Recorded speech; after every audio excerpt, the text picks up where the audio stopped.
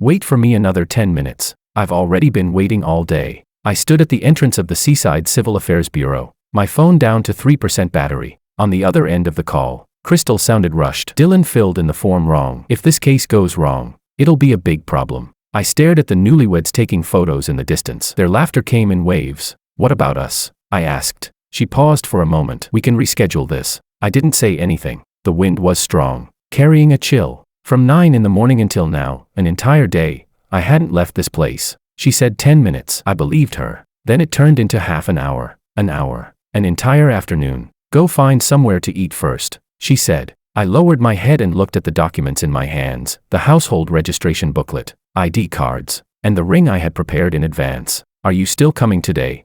There was a 2-second silence on the other end. I'll try. I let out a small laugh. The first time I heard "I'll try," I made excuses for her. The second time, I started to doubt. And this was the third. Suddenly, I understood something. In her life, I had never been the most important one. Chapter 01. I had been with Crystal for 3 years. She was a practicing lawyer at a well-known law firm in City A, fast-paced, decisive, and always straightforward. I was a project lead at a design company, earning well and with relatively flexible hours. A lot of people said we complemented each other. She charged forward. I smoothed out life behind her. I believed that too, until the day we went to register our marriage for the first time. She picked the date. She said Wednesdays were less crowded, the process would be faster, and it wouldn't interfere with work. I took the day off in advance, put on a shirt, and even got a haircut. The person in the mirror looked clean and sharp, like someone about to start a new life. Her tone over the phone was calm. You go ahead first. I need to handle something here. I'll be there soon. I didn't think much of it. She was always busy. I was used to accommodating her. The Seaside Civil Affairs Bureau in City A sat at the end of a coastal road, a white building, with a windbreak forest beside it, and the sea just beyond. When I arrived, it was only a little past 9. There were already several couples inside. Some held flowers. Some laughed as they took photos. Others quietly discussed wedding details. I stood at the entrance, checked the time, and sent her a message. I'm here. She replied quickly, okay, 10 minutes. So I waited there. 10 minutes passed. 20 minutes passed. I found a seat by the window where I could see the sea outside. The wind was strong, and waves crashed against the rocks again and again. I started scrolling through my phone, checked the workgroup chat for a while, then read a few trivial news articles. She didn't send anything else. I called her. No answer. I frowned and sent another message. Are you here yet? This time, she took a long while to reply. Wait a bit. Dylan filled the form wrong. I need to go back and fix it. I stared at that line for a few seconds. Dylan, the male intern she was mentoring. He had just graduated not long ago. A bit soft in personality, always slightly ingratiating when he spoke, and often messed things up at work. I had seen him twice. Once at the law firm, he stood behind Crystal, holding a stack of files, so nervous he could barely speak properly. The other time, we had dinner together. He kept putting food on Crystal's plate, saying things like, thank you, Lawyer Crystal, for guiding me, but his eyes kept drifting toward her. Back then, I just thought he was overly dependent. I didn't think much of it. Now, his name caught in my throat, leaving a faint discomfort. I replied, how long? She didn't answer directly. Soon, just wait a bit. So I waited. From morning to noon, couples in the hall came and went, one batch after another. Some walked out after getting their certificates, smiling brightly as they pulled their partner along to take photos. Others argued quietly at the entrance, their voices low but their emotions obvious. I sat in the corner, like a bystander. At noon, I called her a second time. This time, she picked up. Her voice was hurried. It's not done yet. This case is urgent. Go find somewhere to eat first. I asked her, can we still do it today? She paused, then said, I'll try. I almost wanted to laugh at those words. I'll try, I said. All right. After hanging up, I went out and casually bought a piece of bread, eating it by the sea. The wind was strong. The bread was dry. It got stuck a little as I swallowed. 2 in the afternoon. 3, 4. The sun began to sink, and the light over the sea slowly dimmed. I sent another message, where are you now? This time, she didn't reply. I didn't call again. My phone battery was nearly dead. I dimmed the screen, trying to save what little was left. There were fewer and fewer people around. The staff began packing up documents. Someone reminded the couples who hadn't finished yet to hurry. I stood in front of the counter, suddenly hesitating. Should I keep waiting? Maybe she would arrive the next second. Maybe she was already on the way. Maybe. My mind kept making excuses for her. She really was busy with work. She was responsible. She was mentoring an intern. If something went wrong, she had to take responsibility. I had been saying these things for 3 years, saying them so often that I was starting to believe them myself. Chapter 02, 5:30. The hall was basically empty. I was the only one left standing there. One of the staff members glanced at me, her tone tinged with sympathy. They probably won't make it today. You can come back another day. I nodded and said thank you. When I walked out of the Civil Affairs Bureau, it was already getting dark. There were still a few couples by the sea taking photos. Some held flowers. Some leaned against each other, smiling. I walked past them. No one looked at me, but I knew it myself. I looked like a joke. I stood by the sea, watching the last trace of sunset disappear. My phone finally died. At that moment, I felt strangely calm. No anger, no grievance. Just a vague sense that something wasn't right, but I couldn't quite put it into words. On the way back, I sent her one last message. I'm heading off. She took a long time to reply. Sorry, I really couldn't get away today. I stared at that sentence for a long time. Then I replied, it's fine, natural, composed. Just like every time over the past 3 years. That night, I returned home alone. I placed the prepared documents on the table, ID card, household registration booklet, and the ring I had bought in advance. I opened the ring box, then closed it, over and over again. Finally, I put it in the innermost part of the drawer. I lay on the bed, staring at the ceiling. Scenes from the day kept replaying in my mind. The sea breeze, the empty hall, and her words, soon. I began to seriously think about one question. Was she really unable to come? Or did she simply not put this matter first? The moment that thought surfaced, I immediately tried to suppress it. I told myself not to overthink. She had always been like this. Work came first. Everything else came after. That was exactly why I once found her reliable. But now, I suddenly wasn't so sure anymore. That night, I barely slept. It felt like something inside me had cracked open. A very fine fracture. It didn't hurt, but it was always there. After the first failed attempt to register our marriage, Crystal only said one thing. I really couldn't make time that day. She didn't explain further, nor did she mention making it up to me. I nodded and moved the conversation along, as if it had just been an ordinary last-minute change. In the following days, we continued as usual, meeting up, eating together. She would talk on the phone about her cases, about how Dylan messed up the documents again, about how tricky the opposing lawyer was. I listened, responding occasionally. As for that day, she never brought it up again, and neither did I. But that crack never disappeared. The second time we tried to register, it was her idea. This weekend, I've already cleared my schedule. When she said it, her tone was firm, like she was confirming a task already arranged. I looked at her and asked, nothing unexpected will come up this time, right? She frowned, slightly impatient. No, I've already arranged everything. I nodded. This time, I didn't go alone. I told my parents and invited a few close friends. Not for show, just to settle this once and for all. 3 years. It was time for a result. That day, I arrived early at the Civil Affairs Bureau. Not the seaside one, the one in the city. The hall was larger, and there were more people. I checked the entire process in advance, confirmed all the documents, and even took a queue number for her. Relatives and friends gradually arrived. My mom pulled me aside to talk, unable to hide the joy on her face. This time, nothing should go wrong. Her tone was light, but I could hear the probing underneath. I smiled and said, it won't. The moment I said it, I paused slightly myself. Time moved forward bit by bit. 10:30, that was our agreed time. She still hadn't arrived. I sent her a message, where are you? No reply. I called her. After a few rings, it was hung up. Standing in the crowd, I felt a tightening in my chest. A friend came over and patted my shoulder. Don't stress, traffic happens. I nodded. I didn't want anything to seem off in front of them. 10:40, she finally called back. I picked up immediately. Where are you?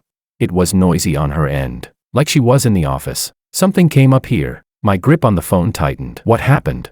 She lowered her voice. Dylan got stuck on something. The opposing lawyer is deliberately making things difficult. I need to go back and handle it. I didn't speak for a moment. She continued. Just wait a bit. It'll be quick. How long? I asked. She paused, not giving a clear answer. Not too long. Those words made my chest feel heavy. I glanced around the hall. Everyone was waiting for us. My mom stood to the side, her eyes fixed on the entrance. I lowered my voice. Can we still do it today? She sounded a bit hurried. Yes, don't worry. I didn't say anything more. The call ended. I stood there, my phone still pressed to my ear. Suddenly, all the surrounding sounds became sharp and clear. People laughing, people discussing the process, numbers being called. None of it had anything to do with me. Slowly, I lowered my phone. A friend walked over and asked, is she almost here? I nodded. Something came up. She'll be a bit late. When I said that, I made my tone as natural as possible, as if it were something trivial. Chapter 03. Time kept moving forward. 11 o'clock. 11:20. Our number had already been called. A staff member came over to remind me. Are you still going through with it? You'll need to take a new number. I said. I'll wait a bit longer. He looked at me, then didn't say anything else. Relatives started whispering among themselves. I could catch fragments. Why isn't she here yet? Wasn't there a set time? Did something happen? I didn't want to listen, but the words slipped into my ears anyway. My mom walked over and asked quietly, when exactly is she arriving? My throat tightened a little. She's on the way. She stared at me for 2 seconds and didn't press further, but her expression had already changed. 11:30. The phone rang again. I picked up almost immediately. Are you done? There was a brief silence on her end. Not yet. The other side is being very aggressive. I can't leave right now. It felt like something struck inside my head. You mean, you're still at the firm? Yes. I glanced around the hall. Everyone was there. Everyone except her. How long will it take? I asked. She didn't answer that. Instead, she said, just explain it to them first. The moment those words landed, I felt hollow. Explain. How was I supposed to explain this? I didn't ask anything more. I only said, all right. Then I hung up. Standing there, I suddenly felt cold. Even though we were indoors, the air conditioning normal, there was a chill creeping up my back. A friend walked over. What's going on?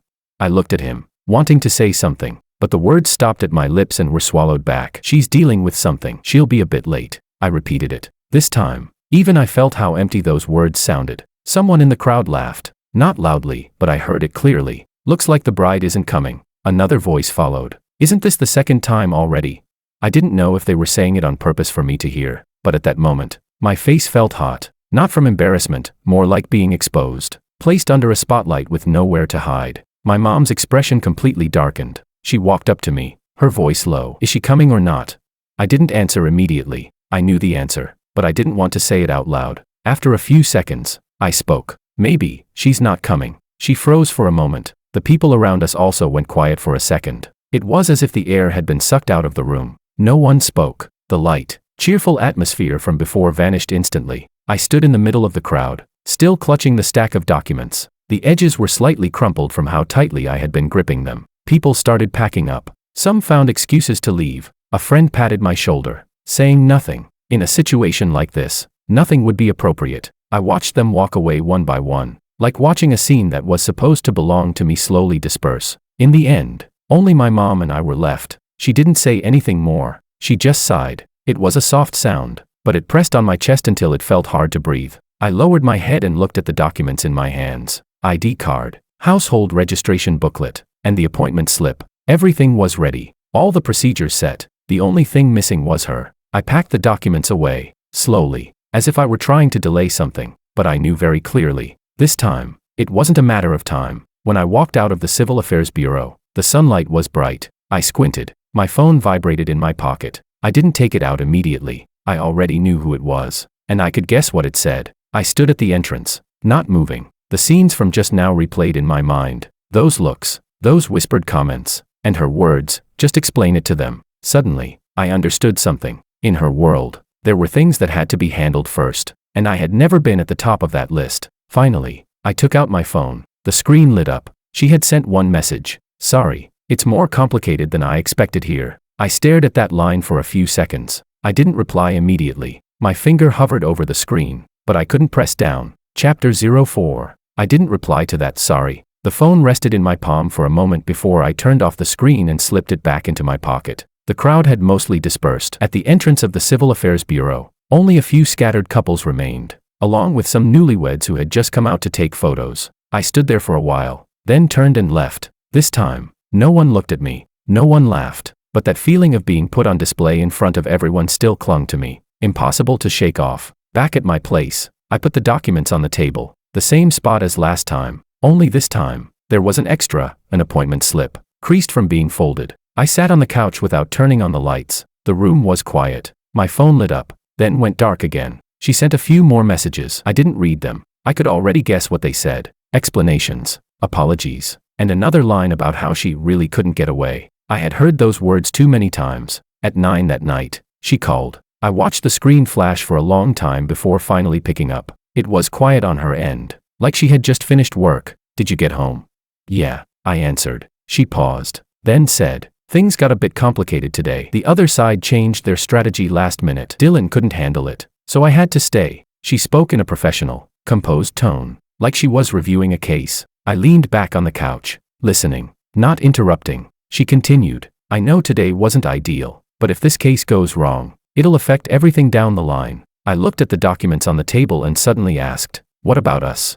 She fell silent for a moment. We can schedule another time. She said it so naturally, like rescheduling a meeting. I didn't respond right away. The only sound in the room was the faint rustle of papers from her side. After a few seconds, I said, okay. She seemed to let out a breath of relief. I'll wrap things up here as soon as possible, and then we'll set another time. The call ended. The entire conversation had no argument, no emotional outburst. It was calm, as if nothing had happened. I stayed where I was, unmoving. After a while, I got up and turned on the lights. White light flooded the room instantly. The documents on the table looked especially neat. I walked over and smoothed out the appointment slip. The date on it had already expired. I stared at those numbers for a while. They suddenly felt unfamiliar. In the following days, things between us went back to how they were before. She stayed busy with her cases. I stayed busy with my projects. Occasionally, she would text to ask if I had eaten. Her tone no different from before. I would reply. On the surface, nothing had changed, but something had already shifted out of place. The third time was her suggestion. This Wednesday, 9 in the morning. I've already confirmed my schedule. When she said it, her tone was more direct than before, like she was presenting a final plan. I looked at her and didn't agree immediately. She frowned. Do you have something else planned?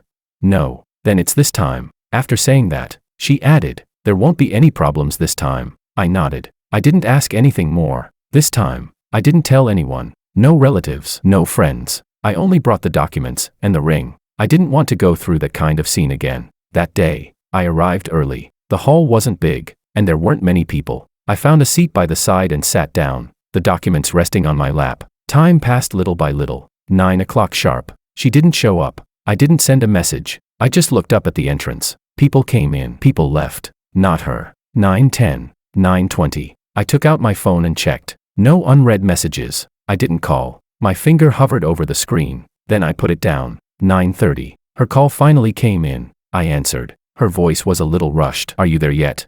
I'm here. Something came up on my side. I closed my eyes for a moment. I had already heard those words twice. What happened? I asked. She said, Dylan's documents were sent to the wrong place. We have to prepare a new set. I need to supervise it. I didn't respond. She continued, just wait for me a bit. I'll handle it as soon as I can. How long? I asked. She paused. Not too long. Hearing those words, I suddenly felt a sense of familiarity. Familiar, and almost grating. Chapter 05. There were people whispering in the hall. Staff members were organizing documents. Everything was normal. Only me, like I was stuck in a scene on repeat. I looked at the entrance and suddenly didn't want to wait anymore. I stood up and gathered my documents. The movement was clean, decisive, no hesitation. On the other end, she was still speaking. Don't leave yet. I'll be right. I cut her off. No need. She froze for a moment. What do you mean? I took out the ring box and held it in my palm. My voice was steady. You don't need to come. There was a 2-second silence. Fernando, what are you talking about? For the first time, there was a clear fluctuation in her tone. I looked at the glass doors of the hall. The light outside was a bit harsh. Let's end this. When I said it, there was no surge of emotion like I had imagined. Instead, it felt light, as if something had finally settled. She went quiet for a few seconds. Then her voice dropped. Are you just being emotional? I didn't answer that. I only said, don't come. Her tone grew urgent. Wait for me. I'll finish up and come over right now. We'll talk in person. I pulled the phone away from my ear and glanced at the call screen. Then I hung up. Someone in the hall glanced at me. I didn't stop. As I reached the entrance, a staff member called out, Are you not going through with it?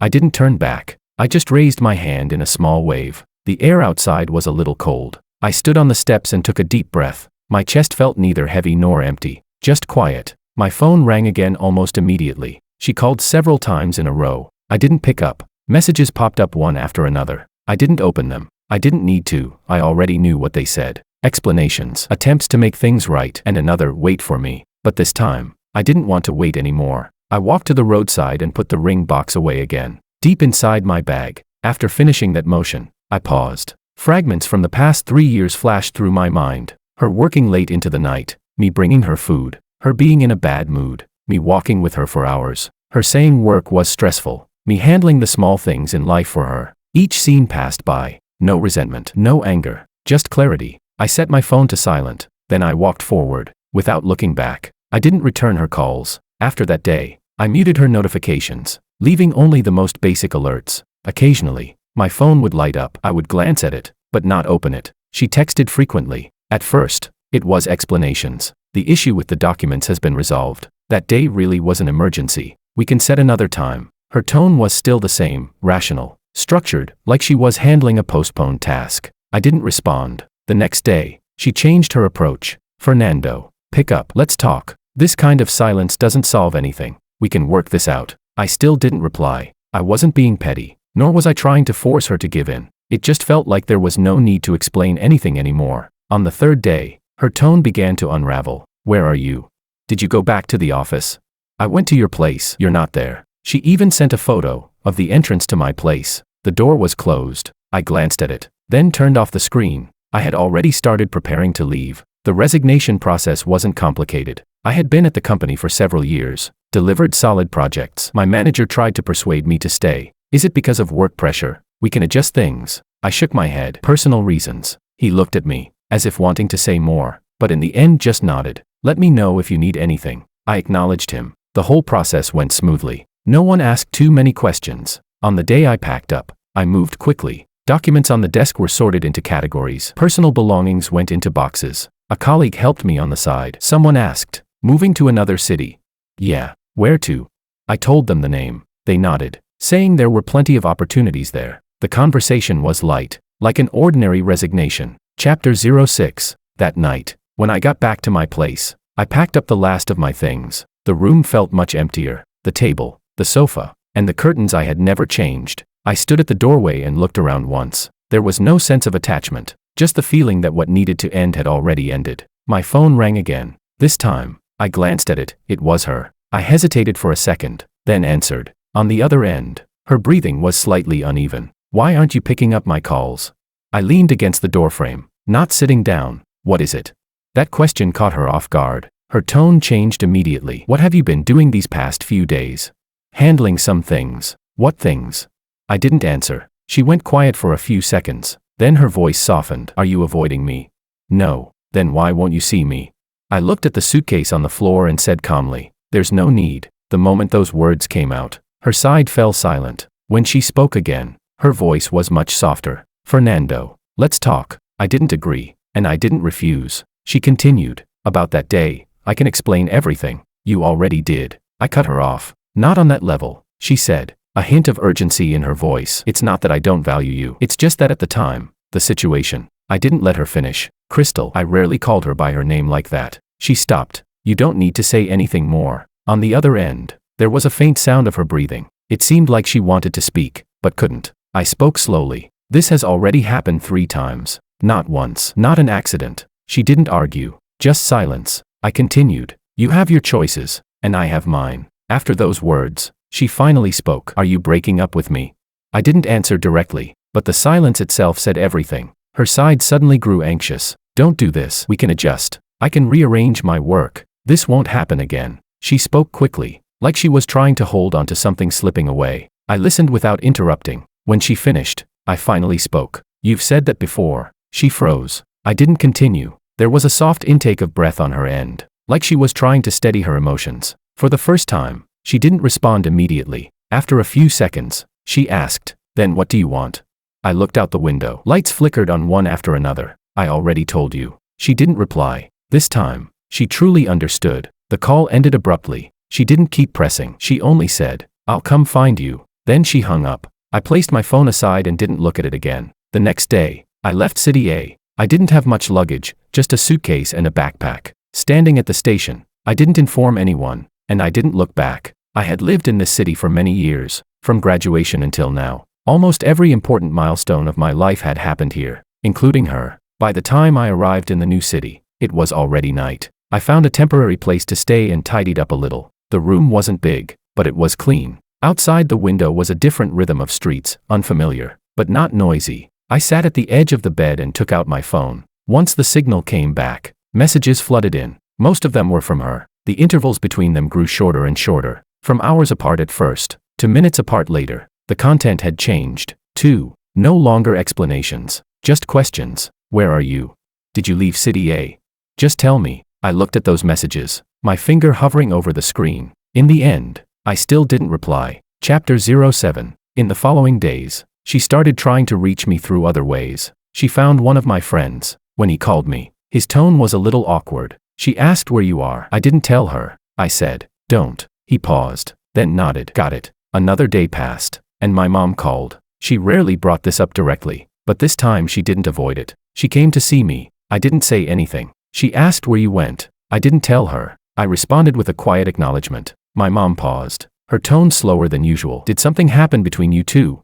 It's already dealt with. She didn't ask for details. She just let out a sigh. I finalized my new job. The pace wasn't fast, but it was clear. Each day had a simple, direct structure. No sudden changes. No need to accommodate anyone else's schedule. After work, I would walk around the nearby streets alone. They were unfamiliar, but quiet. I realized I had stopped checking my phone so often, and I was no longer waiting for any message. A week later, her call came again. This time, I answered. Her voice was low, a little hoarse. Fernando, did you already leave? I looked out the window and said calmly, yeah. She fell silent for a long time, so long that I thought she had hung up. Then she asked, which city are you in? I didn't answer. She asked again. There was a hint of urgency in her tone. I still didn't respond. Her breathing grew heavier. If you don't tell me, how am I supposed to find you? The words were direct, but to me, they felt unfamiliar. I said, there's no need to look for me. She froze, as if she hadn't expected that answer. After a few seconds, her voice softened. Fernando, give me another chance. It was the first time she spoke like that. No analysis, no reasoning, just a request. I didn't respond immediately. I just looked at the distant lights, flickering on one by one. Then I said, no. My voice wasn't loud, but it was clear. I didn't expect her to find me anyway. That day was Saturday. I had just come back from the supermarket, carrying a small bag of groceries. The hallway was quiet. My footsteps echoed clearly. When I reached the door, I saw someone standing there. Her back was facing me. Her hair was slightly messy, her shoulders tense, like she had been standing there for a long time. I paused. Hearing the movement, she turned around. It was Crystal. She looked different from before. Her makeup was light, almost unfinished. Her clothes were still in her usual style, but without that sharp, polished edge. She stared at me, her gaze briefly unfocused before tightening again. You're finally back. Her voice was a little dry. I didn't step closer. I didn't open the door. I just stood there, looking at her. How did you find this place? She didn't answer immediately, as if she was organizing her thoughts. I asked around. I knew who she meant. She had more resources than I did. This kind of thing wasn't difficult for her. There was a short distance between us. She took a step forward, then stopped, like she was testing my reaction. I didn't move. The atmosphere was tense. She spoke first. Can we go inside and talk? I glanced at the bag in my hand, then took out the key. When the door opened, she instinctively walked in. The movement was natural, like countless times before, but this time, I stayed at the doorway, not following. She took a couple of steps before realizing I hadn't moved. She stopped and turned back to look at me. I said, go ahead. She stood in the middle of the living room, glancing around. The space was small, simply furnished. Her gaze lingered for a moment, then returned to me. Why didn't you tell me you came here? I set my things aside, not answering the question. What did you come here for?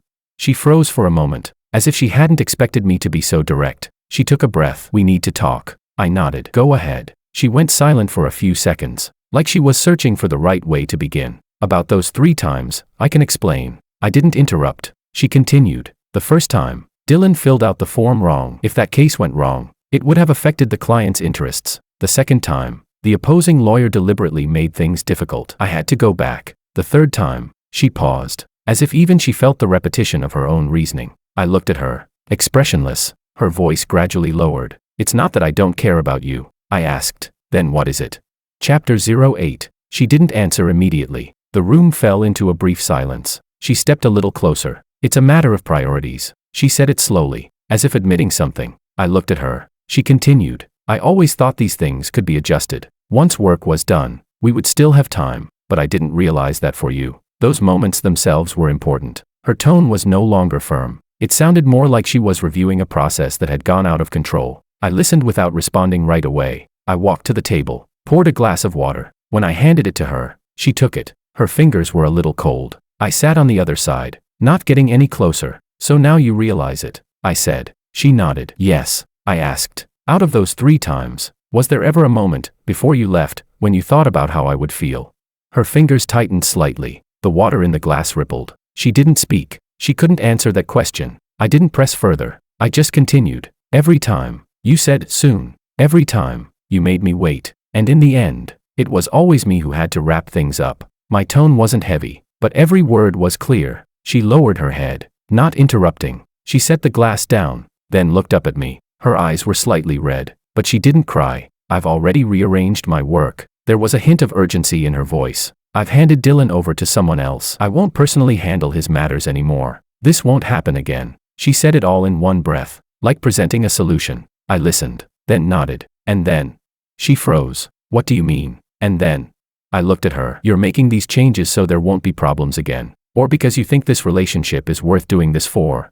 She opened her mouth, but didn't answer immediately. That question stopped her. She was used to solving problems, but not to answering something without a clear answer. After a moment, she said, "Both." I didn't comment. I just nodded. She looked at me, her tone turning slightly urgent again. "Fernando, I'm already changing. You can't stay stuck in the past." I smiled a little, faintly. "I'm not stuck in the past." When I said that, my voice was calm. "I've just moved on." Her expression froze, as if she didn't understand, or understood too well. She stared at me, her gaze unsteady. "What do you mean?"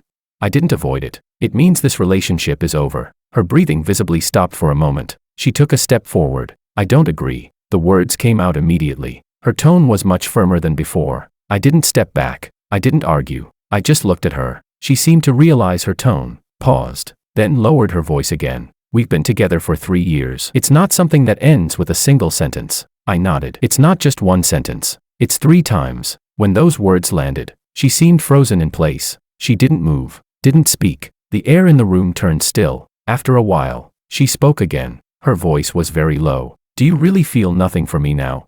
I looked at her, not answering immediately. That question was more direct than the others, and left no room to maneuver. I didn't say anything harsh. I just said, "It doesn't matter anymore." Her gaze flickered, as if something had pierced through her. She stood there, no longer stepping closer, no longer offering explanations. She just looked at me. The way she looked at me now was different from before. No longer certain. There was a trace of unease. Time passed for a while. Finally, she spoke. "I won't give up." She said it slowly. No urgency, no force. Like she was giving herself a direction. I didn't respond. She turned and walked toward the door. Halfway there, she stopped. She turned back and looked at me. "I'll come find you again." I didn't nod. I didn't refuse. I just stood there, watching her open the door and walk out. Chapter 09. The moment the door closed, the room fell quiet again. I stood where I was, not moving right away. The conversation from just now replayed in my mind. There was no surge of emotion, no hesitation. I walked over and picked up the glass of water from the table. She had only drunk half. A little remained. I poured it out and rinsed the glass clean. The motion felt natural, like handling something ordinary. A faint sound of running water echoed in the kitchen. Light filtered in from outside, falling across the floor. I took out the ingredients and started cooking. The rhythm of the knife against the cutting board was steady. No interruptions. No one to wait for. After Crystal left, she didn't show up again immediately. True to her word, she didn't disturb me frequently. Occasionally, there would be 1 or 2 messages, short and simple. "Have you been okay lately? Do you have time to talk?" I didn't reply. Those words meant nothing to me now. My work in the new city gradually fell into place. The company wasn't large, but the project flow was clear, communication straightforward. The first project I handled went smoothly, and the client's feedback was good. Relationships between colleagues were simple, without complicated entanglements. It made everything feel lighter. Half a month later, I received a call. It was a former client from City A. Their tone was polite. "Fernando, we have a project here. We'd like you to come back and assist. It won't take long, and compensation is negotiable." I had intended to refuse, but the project they mentioned was a continuation of one I had previously worked on. Many details were only known to me. After some consideration, I agreed. The day I returned to City A, I didn't inform anyone. My schedule was tight, leaving almost no spare time. The project meeting was held in a commercial office building. I arrived early and prepared my materials. When I pushed open the meeting room door, I saw 2 people, Crystal and Dylan. The air seemed to freeze for a moment. Crystal stood by the table,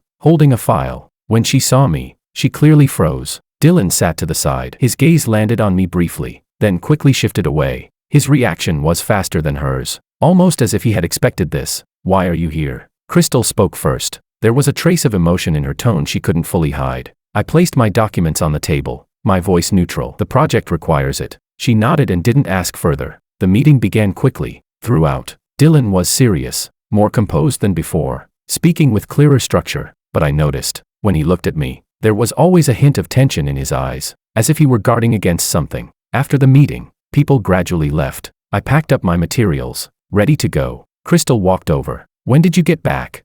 "Today." She nodded, then asked, "How long are you staying?"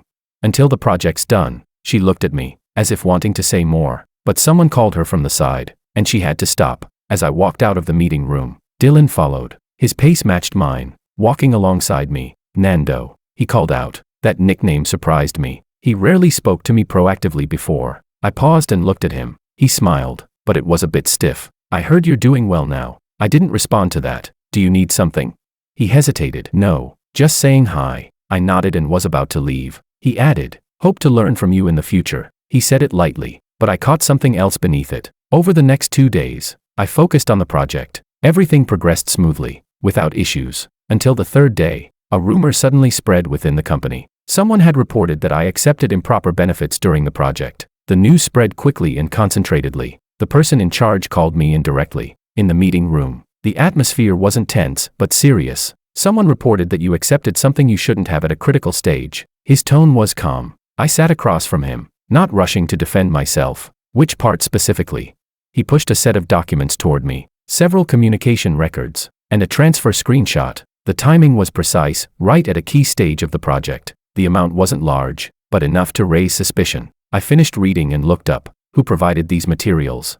He didn't give a name. "Still under verification." I nodded. "All right, I'll cooperate." After leaving the meeting room, I didn't immediately confront anyone. Instead, I returned to my desk and reviewed every related process again. Every timeline, every handover. I pulled up each record on my computer. The more I reviewed, the clearer it became. The problem wasn't on my end, but these materials had clearly been pieced together deliberately. Chapter 10. I started thinking back on the people I had interacted with recently. The list wasn't long, and the number of people who could access those details was even smaller. Dylan's name surfaced naturally, not intuition. Details. He had been involved in several key steps, and he had access to the original materials. I didn't act immediately. Instead, I organized all the information I had. Then, I went to find him. He was in a meeting room, sorting through documents. When he saw me walk in, he visibly froze for a moment. "Nando, what's up?"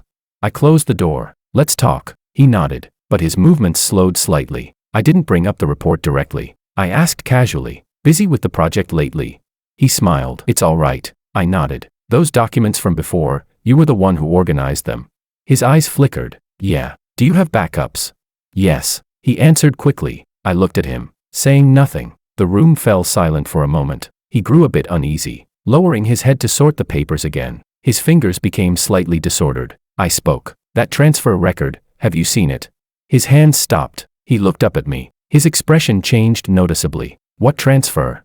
I didn't explain. I just looked at him. His throat moved slightly. "I'm not sure what you're talking about." His tone was firmer than before. I nodded. Didn't press further. "All right, then forget it." I turned to leave. Just as I reached the door, he suddenly spoke. "Nando." I stopped. Didn't turn around. His voice was low. "Some things aren't as simple as you think." I turned back and glanced at him. He stood there, his face a little pale, but his gaze was steady. I didn't respond. I opened the door and walked out. After that, I began reconstructing the evidence in reverse, not to prove my innocence, but to uncover how the other party had done it. The origin of every document, every inconsistency in timing. I matched each detail one by one. Very quickly, a complete chain emerged. That transfer screenshot had been fabricated, but the person who made it had referenced real timestamps, which meant they had access to the original records. I printed out everything I had compiled, a thick stack, then submitted it to the project lead. "This is my explanation." My tone was calm.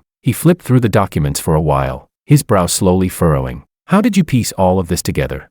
He asked. "The original records are all there." I gestured toward the documents. "Just cross-check them." He nodded, not saying anything further, but I could tell he had already formed a judgment. That night, the company held an emergency internal meeting. Everyone involved was present. I sat to one side, not speaking. The documents lay on the table in front of me, waiting for things to unfold. Chapter 11. The lights in the meeting room were bright. Both sides of the table were filled: project lead, legal, finance, and everyone involved in key parts of the process. I sat off to the side, the stack of compiled materials in front of me. No one spoke. The atmosphere was heavy. The project lead spoke first. "We've called everyone here today because an issue has come up in the project." His tone was steady, but every word was clear. "Regarding the report that Fernando accepted improper benefits, we've conducted a preliminary investigation." As he spoke, his gaze swept across the room. Finally, it landed on Dylan and lingered for a moment. Dylan sat across from me, his back straight. His hands rested on the table, knuckles slightly pale. He didn't look at me. He didn't look at the project lead either. His eyes were fixed on a single point on the table. The project lead pushed a set of documents to the center. "These are the materials provided by the reporting party. Transfer records, message screenshots, and several communication logs." He paused, but after verifying them against the original data, there are clear inconsistencies. There was a faint rustling in the room. People lowered their heads to review the documents. I didn't move. I had already seen all of it. The project lead continued. "We compared back-end records with the actual workflow and found discrepancies in the timestamps. Some of the screenshots have been altered and don't match the original data." At this point, he took out another stack. "This is the analysis provided by Fernando." The documents were distributed. The sound of pages turning filled the room. Some people began whispering quietly. The atmosphere began to shift. I looked up at Dylan. He finally lifted his head. His face was even paler than before, but he was still holding himself together, not speaking. The project lead looked at him, still calm. "These materials show clear signs of fabrication in the report, and the person who provided them is very familiar with the internal workflow." At this point, there was no need to name anyone. Everyone's gaze slowly converged in one direction. Dylan's breathing became audible. He opened his mouth, as if to speak, but no sound came out. The legal representative spoke. "We've conducted a preliminary check on the relevant devices. Some of the files were generated on the same terminal and then edited." His tone was cold, completely emotionless. The project lead nodded. "That terminal belongs to the project team." He paused, then said, "We have records of who used it." The air tightened instantly. No one spoke. All the pieces were already connected. Only the final step remained. The project lead looked at Dylan. "Do you have anything to explain?" The question was direct. No buffer. No room to evade. Dylan sat there, his body stiffening. After a few seconds, he forced out a sentence. "I'm not very clear about this situation." His voice was tense, completely different from before. The project lead didn't immediately refute him. He simply pushed a record toward him. "These are your login records on that terminal. The timestamps match the file creation times." Dylan glanced down. His fingers trembled slightly, but he held on. "At that time, I was organizing documents. Maybe someone took advantage of it." By the time he said that, his words were already unraveling. The logic didn't hold. I watched him, saying nothing. He was finally trying to find a way out, but there was none left. The legal representative added, "We also retrieved the operation logs. The modification path of the files is continuous. No interruptions." The meaning was clear. There was no room for the excuse of being set up. Dylan's expression changed completely. He stared at the documents, as if trying to find a loophole, but the more he looked, the more his breathing grew uneven. No one in the room spoke up for him. Everyone was waiting for him to speak for himself. After a few seconds, he suddenly looked up. There was a hint of panic in his eyes. "This is all a misunderstanding." He spoke quickly. "I just wanted to organize things more clearly. I didn't expect it to turn into this." Chapter 12. The project lead didn't respond to that. He just kept looking at him. That silence carried more pressure than any rebuttal. Dylan began speaking faster and faster. "I didn't mean any harm. I just wanted to do a good job. Maybe something went wrong in the process." By now, his voice was starting to lose coherence. I finally spoke. "What about the transfer record?" I pushed the screenshot toward him. "Was this also something you organized?" He glanced at the paper. His eyes flickered. He didn't answer immediately. I didn't give him room to avoid it. "The timing, the amount, the account, it's all very precise. You're just an intern. You don't have that level of access. How did you manage it?" The moment those words landed, he froze. His lips moved, but no sound came out. Someone in the room let out a quiet breath. The atmosphere had already shifted. At that moment, the door opened. Crystal walked in. She seemed to have just rushed over from another meeting, still holding documents in her hand. When she saw the scene, she paused. Her gaze moved between Dylan and me. The project lead gave a brief explanation. "We're verifying the report." She nodded and stepped to the side, not interrupting. When Dylan saw her, it was like he had grabbed onto something. His eyes lit up instantly. "Lawyer Crystal, you know about this, right?" There was urgency in his voice, even a hint of expectation. Crystal froze for a moment. "Know what?" He leaned forward slightly. These materials, I organized them according to your instructions. The moment those words came out, the room fell silent. Crystal's expression changed immediately. What are you talking about? Her tone turned cold. Dylan didn't seem to notice. He kept going. You said before that the process needed to be clearer, that the issues should stand out more. I just followed that idea when I organized everything. He spoke faster and faster, as if trying to prove something. I watched the scene without saying a word. He was already losing control. Crystal stared at him, her brows tightly furrowed. I told you to organize materials, not to fabricate evidence. Her voice was low, but heavy. Dylan froze, as if he hadn't expected that response. I didn't fabricate anything. His words stopped, because even he couldn't finish that sentence. The project lead tapped the table lightly. The evidence is already clear. We'll proceed according to protocol. That statement was essentially a conclusion. There was no more room for explanation. Dylan's face drained of all color. He sat there, looking like he had collapsed inward. After a few seconds, he suddenly let out a laugh. A stiff, unnatural laugh. Then he looked at Crystal. There was something strange in his gaze now. So now you're denying it? His voice wasn't loud, but every word was clear. Crystal's expression froze instantly. What do you mean? He stared at her, the hint of a smile turning cold. You always told me to learn more, do more, said you wanted me to become independent as soon as possible. Whenever I messed up, you would fix it for me, I thought. He paused, as if swallowing something heavy. I thought you were on my side. When those words fell, the air felt compressed. Crystal stood there, frozen, no reaction. In that moment, she finally understood what he had been thinking, and how everything had led to this point. Her fingers tightened slowly, the documents in her hand creased. Her face turned pale, little by little. I looked at her. She didn't look at me. Her gaze stayed on Dylan, and for the first time, there was a trace of loss of control in her eyes. The meeting ended quickly. The follow-up process was handed over to the company. When Dylan was taken away, he didn't say another word. He looked like he had lost all support. People gradually left, until only Crystal and I remained in the room. She stood there, unmoving, as if she hadn't fully come back from what just happened. After a few seconds, she spoke. Her voice was soft. You saw through it a long time ago, didn't you? I didn't answer. I simply gathered the materials on the table. She looked at me. There was something new in her eyes. No longer that sense of control she used to have, but a kind of belated clarity. These 3 years, she started to speak, then stopped. The rest of the words never came out. Chapter 13. After the meeting room door closed, the hallway returned to silence. The lights cast a cold white glow on the floor. No warmth. Crystal was still standing there. She didn't leave, as if waiting for me to say something. I packed up the documents, aligned them neatly, and placed them into the folder. My movements were unhurried. I was used to this pace now. She looked at me and finally spoke. Fernando. Her voice was soft, softer than any time before. I glanced at her, didn't respond. She took a step forward. What just happened?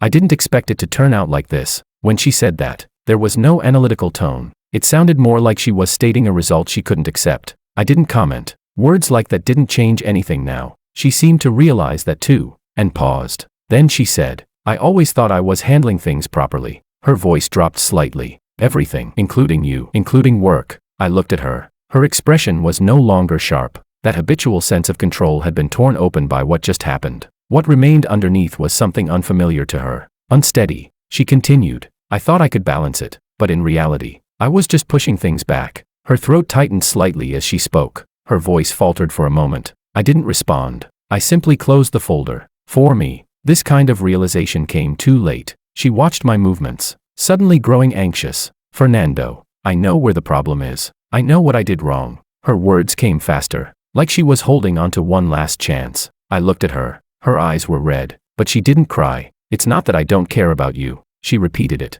even softer this time. I know, I said. That answer caught her off guard. She hadn't expected it. I continued. You just never put me first. My tone was calm. No emotion. Her fingers tightened slightly, as if those words pressed down on her. She wanted to argue, but she had no reason to. Silence settled between us. Occasionally, someone walked past in the hallway, but no one stopped. She took a deep breath. Then what about now? She asked. Her voice was quiet. Is there still any chance? She had asked this before, but this time, her tone was different. No testing, no reasoning, just a direct question about the outcome. I didn't answer immediately. I looked at her. Her expression was open. No defenses, no preparation for the answer. I said, no. Her gaze froze, as if that single word locked her in place. There was no emotional outburst. She just went still, After a few seconds, she spoke again. You're really not leaving any room at all. I didn't reply. She continued. 3 years, just like that. I looked at her. It didn't end today. The moment I said that, her breathing paused. She understood what I meant. Those 3 times, each one took something away, until there was nothing left. She didn't ask further. She just lowered her head, looking at the floor, as if trying to re-understand everything that had happened. After a while, she looked up again. Her gaze was clearer than before. I won't give up, she said. Her tone wasn't strong, but it was firm. I didn't argue. I didn't respond. That kind of persistence didn't mean anything to me anymore. She looked at me, as if she still had something to say, but in the end, she just nodded, then turned and left. I didn't follow. I didn't watch her walk away. I picked up the folder and headed in the opposite direction. The project wrapped up quickly. The handover process was smooth. Without further issues, I organized all the materials and handed them over to the contact. No delays. Chapter 14. On my last day before leaving City A, I went to a cafe I used to visit often. The place hadn't changed, but the people had. I sat by the window and ordered the most ordinary coffee. No one recognized me. No one brought up the past. It felt clean. My phone vibrated. I glanced at it. It was Crystal. Are you still in City A? I didn't reply. A moment later, another message came. I'm at your old place. I looked at the line for a second, then turned my phone face down on the table, and didn't look at it again. In the evening, I left the cafe. The streets were crowded, lights turning on one by one. With my simple luggage in hand, I walked toward the station. When I arrived, the timing was just right. I took out my ticket and entered. Everything went smoothly. No one stopped me. No one came to see me off. Before boarding, I glanced at my phone one last time. She had sent many messages. The intervals between them were short. The last one had come just minutes ago. Where are you? I didn't reply. I simply put my phone on silent. The train doors closed. My seat was by the window. I put my luggage away and sat down. The lights outside slowly drifted backward. When the train started moving, I didn't look back. This time, there was no hesitation at all. A new city was waiting for me. A new life had already begun. Later, I met someone. She was straightforward in how she did things, direct in how she spoke. No guessing. No need for constant reassurance. Being with her felt easy. We ate together, handled small daily things together. No deliberate planning. No repeated testing. The rhythm felt natural. One day, we were talking outside a restaurant. She was explaining a small issue from work, her tone serious. I was listening. Not far away, someone stopped. I instinctively looked over. It was Crystal. She stood there, didn't come closer, didn't speak. She just watched us. She looked better than the last time I saw her. Her appearance had returned to its usual sharpness, but her eyes were different. The certainty was gone. She looked at me for a while, then glanced at the person beside me, as if confirming something. I didn't walk over. I didn't greet her. I just stayed where I was. In the end, she didn't approach. She turned and left. Her back was straight, but her steps were a little slow. The person beside me asked, "Someone you know?" I said, "An old friend." She nodded. Didn't ask more. We continued our conversation, as if nothing had happened. At that moment, I understood very clearly. Some relationships, once they reach their end, never turn back. Not because they're forgotten, but because they're no longer needed.